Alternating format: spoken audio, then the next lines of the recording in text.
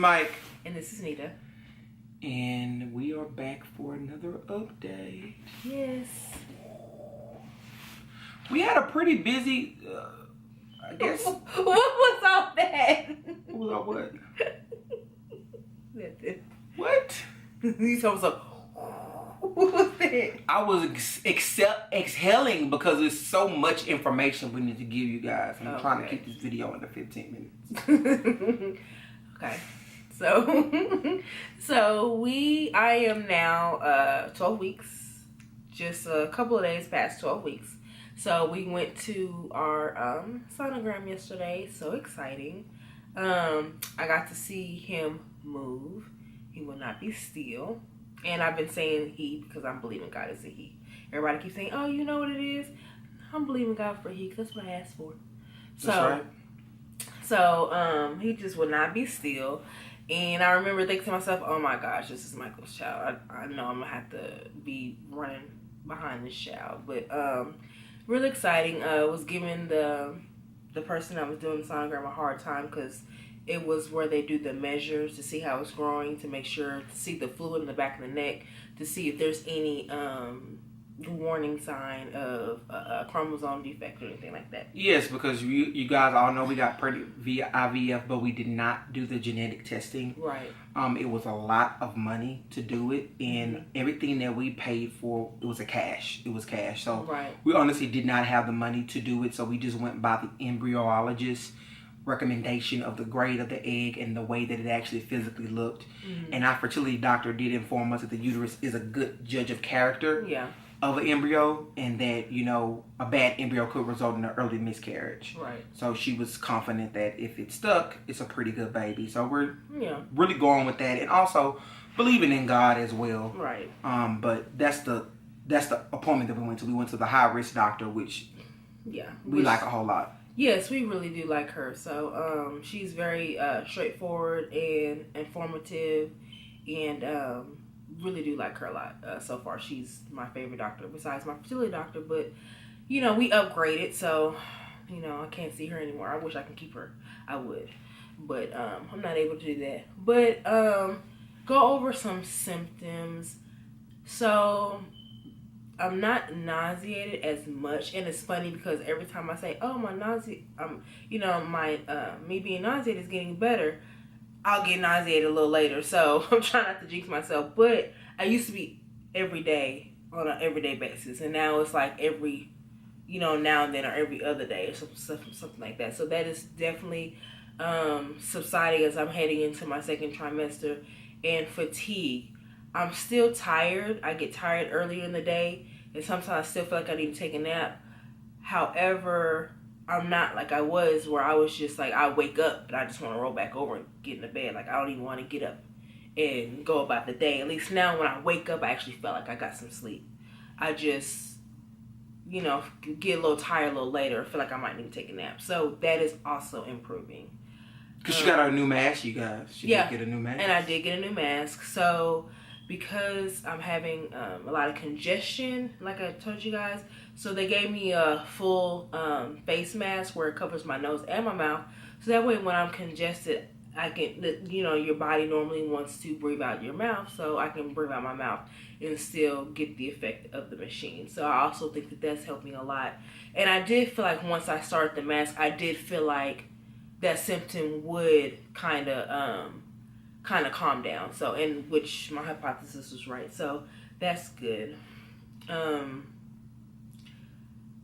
No weird cravings, but I'm not having as many food aversions either. So that's good. So pretty soon I can get my eating habits back to normal and get a little better. When I do crave stuff, it's typically not good stuff, but I can make, but the difference is that I can make myself eat stuff that's healthier for me because it's not going to make me feel like I'm going to throw up. So that's the good news. Haven't gained any weight yet, so that's good. You actually less now by a couple of pounds than when you actually did the transfer. Right, when I did, I'm 2 pounds down from when I did the transfer, but I have been fluctuating. Like, I'm 2 pounds down, or I'm 2 pounds over. So I've been fluctuating basically back and forth between these 6 pounds. So I guess it depends on if I need to use the restroom, maybe if what I ate is still sitting on my stomach. I don't know, but that's how it's been going. I've been fluctuating. So that's why I say I haven't gained or lost any weight, because it's really, everybody knows your body fluctuates. So it's been either one or the other, just, fluctuates just between that weight. So that's good news, considering, because like I said, my doctor wants me to try to be as close to 15 pounds by the end of it as possible. So, this high-risk doctor actually was giving us, I guess she was doing her job as a high-risk doctor and told us about the weight. And she was, she was going to set Nita's appointment for the next 2 months. But then when she found out that she had attacks, she wanted to see her every month. Right. So she's going to see me every 4 weeks until, what she say, 20? Well, she said next month, come back in a month, and then after that, she's going to do every 2 weeks. Every 2 weeks, because they want to make sure the attack is okay. And then once I get past a certain amount, then they just want to make sure the growth and the growth of the fetus, or my baby. I sometimes repeat what the doctors say, but it's a baby. I don't believe in an embryo, whatever, all that there. It's a baby. But she wants to, then at that point, we just want to monitor the growth, because I do have a couple of fibroids, and one of them have gotten a little bigger, and I only had one, but now I have two, so apparently another one grew. But she says nothing to worry about, but we definitely want to keep our eye on that. So that's good. And then also explain, because I tried to use my fetal Doppler, and I got so disappointed, because I went on YouTube, found out how to use it.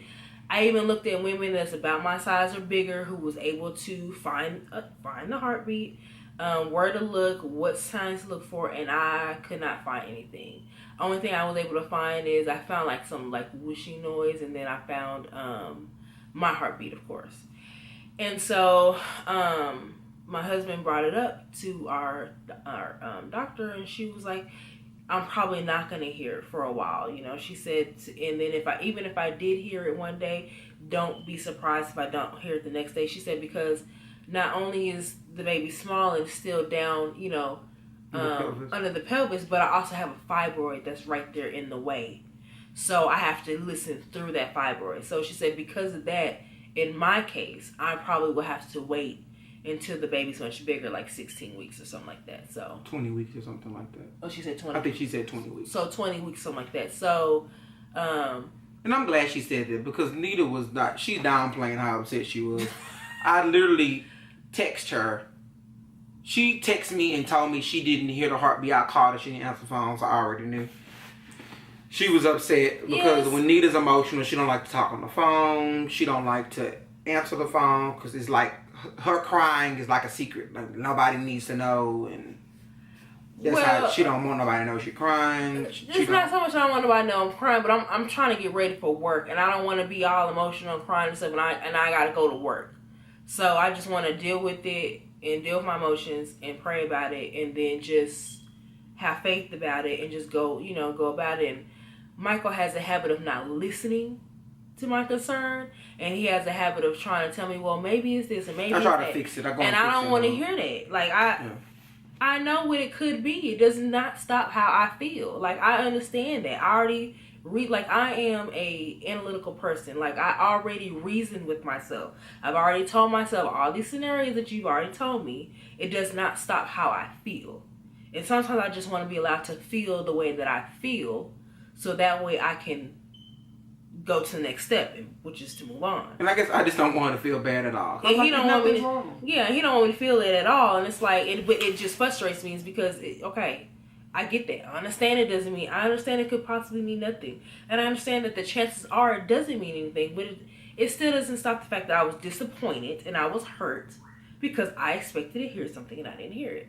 So that's all that was. So, and I was upset, because I was more disappointed than anything, because I really wanted to hear it. I thought I should have been able to hear it, because I follow this little group, and everybody else in my group is hearing it. People saying they heard it as early as 9 weeks, and I waited until I was 11 weeks. So, but it is what it is. But so the fetal Doppler's gonna go in a drawer. It's gonna go in a drawer. It's gonna stay in the drawer until I hit 20 weeks, and so and that's just how that's gonna go. But after my appointment, I'm very reassured because, like I said, this baby would not be still. Oh yeah, and we said we had the genetic test and everything was negative. Yes, we had the genetic test. And we had some. Nita had some genetic factors. Right. 2 genetic factors. One was early premature hearing loss, and one was. The other one had to do low blood count or something like that. Yeah, the other one had to do with the blood count. The blood flow or something like that. So she's a carrier for that. So then they actually tested me. So we gotta wait 2 more weeks and we'll get those tests to see if I'm a carrier. And if I'm not a carrier, then that's not an issue. And neither one of those are anything that's like really serious or where the child can live a normal life. It's just, of course, it's, there's probably stuff that, that's probably, what's the word I'm looking for? Like the blood one, they'll probably always have to be checked and, maybe put on medicine to make sure, everything's okay, but they can still live a normal life. And they said with the hearing one, if you're born with a little hearing loss, it doesn't progressively get worse. Right. That's just what you are. And sometimes they have to install hearing aids, like 2 years old. We did our little research on it. Right. But we're not seeing that. But I just want to let you know that we did get the genetic testing. Yeah, we did. And those factors came up. Yeah, those factors came up. But I'm really not too concerned about those. And then the chance that he would have the same 2 as me. But he did get checked, so just to make sure. We'll wait until those results and we'll let you guys know. And then we'll let you guys know. So I'm trying to think anything else. I'm not sure if it's related or not, but I've been out of work for a little while because I was getting a lot of tension in my neck, and I thought it was stress related because there's some things that we're planning. We're getting ready to have to move. And things like that. We're trying to get our finances in order and stuff like that. And I'm not saying it's extremely stressful, but I just assumed that maybe it had to do with the stress of that. And then trying to get transitioned in my job because I have chronic back issue. So I'm trying to get transitioned to where I can do something that's a little less strenuous. And then I had been heating it, and I woke up on a Monday morning. Yeah, last weekend. And I couldn't move. I didn't have the full range of motion in my neck. So she had no range of motion. Right. I mean, like I can probably turn as far as here, and looking down, there was no looking down. So now I have most of it back, except for I still can't touch my chin to my chest, and I cannot look all the way to the left. So in other words, if I'm driving, I can't turn to look in my blind spot. So I still have a little ways to go. She's going to a physical therapist right now. So I'm seeing some physical therapists right now. So don't know if it's related or not. It could be because I do have a back issue, and so I'm trying to avoid using my back, and I'm putting more attention into and more weight on my shoulders, and it just happened to affect my neck because it's like right here I had a big knot right here, and so the tendons here and the tendons that went down my back was all affected by that. Yeah, she's completely taped up with that rock tape that they use. Yeah, so kinetic tape or whatever it's called. Yeah, I don't know if you can see that, but yeah. She's pretty taped up. I'm all taped up to try to help get the inflammation down. I have to do my exercises and ice it at least once a day, which reminds me I haven't iced it yet. So that I believe that is it as far as we've been out all day, haven't did any exercises. Oh, okay. So make sure I do that. So, but that's it as far as symptoms go. Anything else you want to add about the appointment? Because I don't think there's anything else. No, besides the OBGYN wrote me the wrong way. I mean, but that's about it. Yeah. She wrote me completely the wrong way because Nita has been out of work, and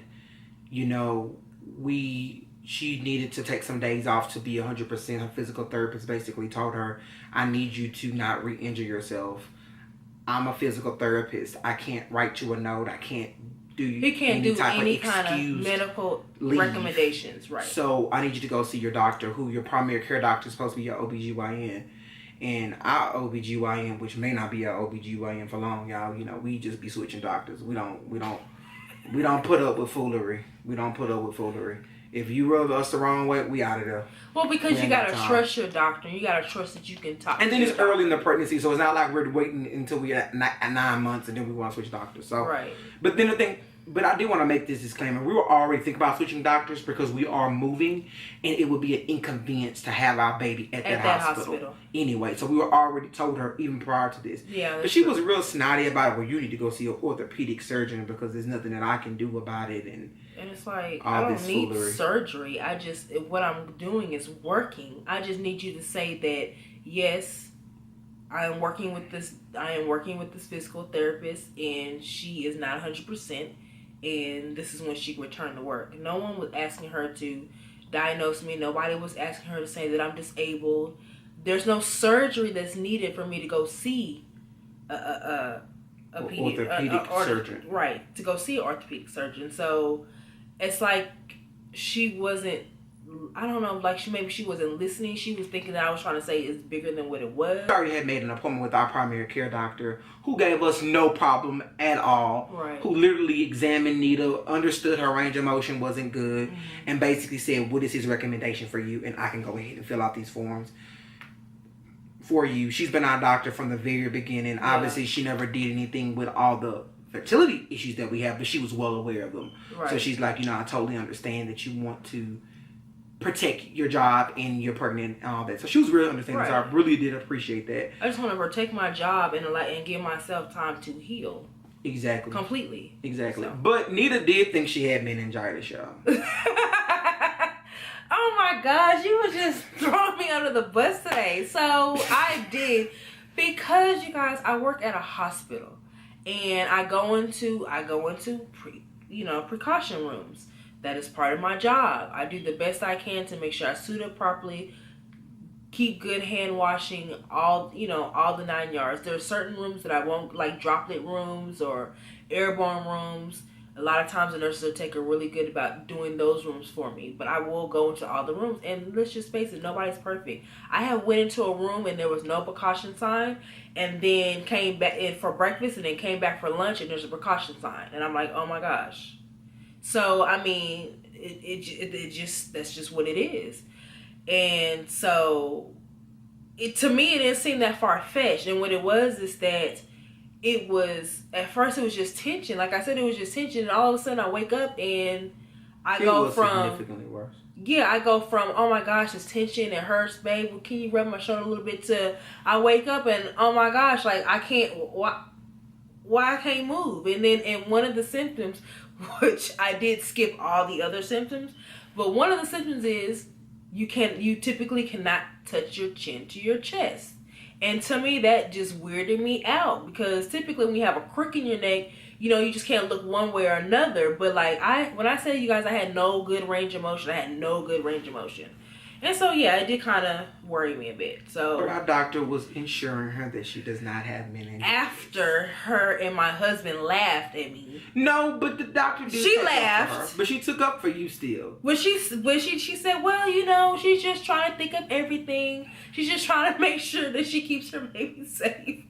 And I was like, yeah, I do work at a hospital. It's not that far-fetched. Like, I know it's rare, but... We want to keep this expensive baby safe. Which that's a whole nother video on how much we spend for IVF. And you guys understand, and I thank God that it was a lot of money, but I thank God that we didn't have to go into a lot of debt for it. Yeah, I am thankful for that. So I'm thankful for that. So yeah. Yes, you guys, I know you guys can have a laugh. Yes, for like a day, I thought maybe she thought she had meningitis. She thought, what else I think? This little baby was just going through. That's all I thought. So, and he made me so mad, because he literally laughed at me. Was like, baby, you need to stop saying that. Like, you don't have that. And I'm like, you act like I'm crazy for thinking that. Like, and everybody, see, that's the thing about stuff that is rare. It's so rare, and everybody thinks that it's never going to happen to me. But guess what? It happens to them because they're in the hospital and they have it. It does happen to them. But as our doctor says, you have to have a high-grade fever. Basically, she said the symptom about touching your chin to your neck, she said that's like the last thing that we check for to kind of ensure, okay, this is meningitis. Because she said there's other stuff that come before, like a rash. a very severe fever, which I had none of those. So she literally got up and took her fever. She said I was getting up for work, and she said, "Do you know what a thermometer is?" And I'm like, "What are you doing awake? It's like 5 o'clock in the morning." I'm like, "What is she doing?" "I'm making sure I don't have a fever." Why would you have a fever? Can I say because I'm making sure I have meningitis? He was like, because mind you guys, I wake up like around 5:30 getting for work, but I woke up early because I go to turn over and I'm like, oh my God, like talking about pain, you guys, like I was in pain. Like it hurt so bad. And it went from I won't say that it was mild because it had been bothering me over the weekend, but it went from bearable to the worst pain ever. So, I mean, of course I'm thinking, oh my God, something is wrong with me. So, I mean, something was wrong with her. I mean, she wasn't faking. I mean, she had no range of motion. There's no way she could have been able to do her job. No.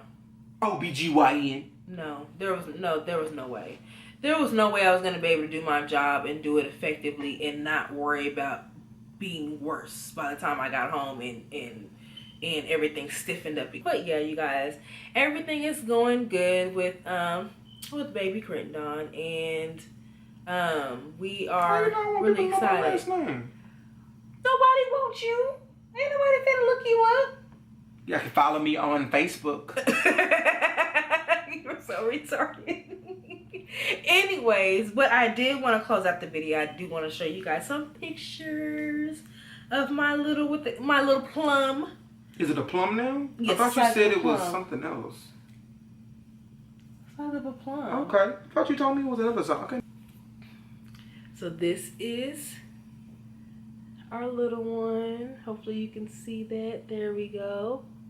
And that is the baby holding his mouth up to his face. And I really believe his hand up to his face. What did I say? His mouth? Yeah. His hand up to his face. And I really believe he's probably sucking his thumb or something. I don't know.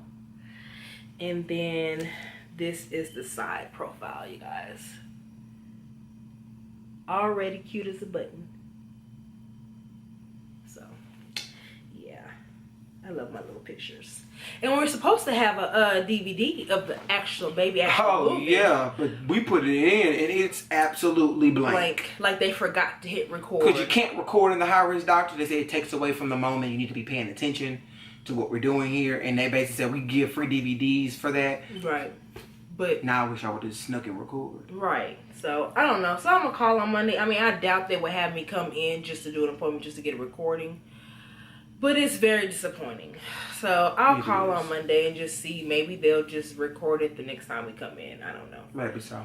So. But anyway, you guys, we are going to close this video up. I know it's longer than what we anticipated. Sorry about that. But don't forget to like us. Like this video. Subscribe, tell all your friends about us, share this video. It's a great testimony. I know we are going to be we're going to be posting a video probably in the next 3 to 4 days about our love story, which I feel like our story is my favorite story. So you definitely want to be on the lookout for that video. Yeah. And I think that's it. And then of course, Nita will be back with her car conversations. I'm only in this one because it was an appointment. Other than that, the baby bump updates, that'll be just Nita. So yeah, I feel like you're too good to be in my bump updates. It'll be you guys. I won't be in those videos. Yeah. So, and just keep in mind, you guys, if it's not a whole lot going on, I may do every other week. Because, like, this time I didn't do one. Because the last one we put up a little late. And I should have did one for my 11th. Because this is really considered my 11th and 12th.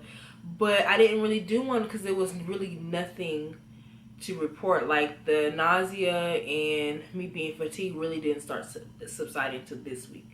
And as I move into my second trimester, a lot of, like, you know, I don't expect there to be too many symptoms. So, but I did forget to add this one symptom. I'm starting to have headaches. Like, I have had a headache almost every day this week. Not migraines, just nagging headaches. It's a little bit more than mild, but it's not, like, because I've had migraines. I know what migraines feel like. So they're not migraines. But that's the symptom I did forget. I am having headaches. So, and they said that's normal. That's with the progesterone that I am, the hormone of the progesterone that I'm making. So, that's really it. So, okay. That's all I ain't got nothing. All right. Bye, guys. All right, guys. Bye, you guys.